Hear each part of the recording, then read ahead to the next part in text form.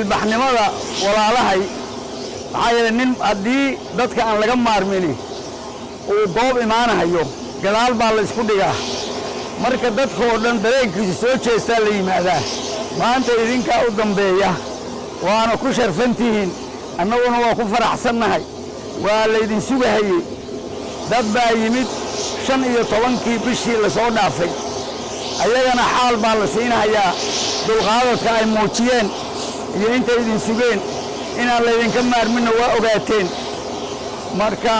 sidaa awgeed imaasho wanaagsan dhuusamareeb oo nabada reer dhuusamareebeed oo martigelin la diyaar ah ayagoo wada jir ah sidana loo soo dhaweeyay idinkana la idin soo dhaweynhayo iyo nabadda ka jirta iyo walaaltinimada ka jirta galmudug in ay dhabacad marto ayaa heshiis lagu yahay idinkaana hadda la idinka sugayo ugu dambeeyay waxaan hadda leeyahay inta ka soo qaybgashan way mahadsantahay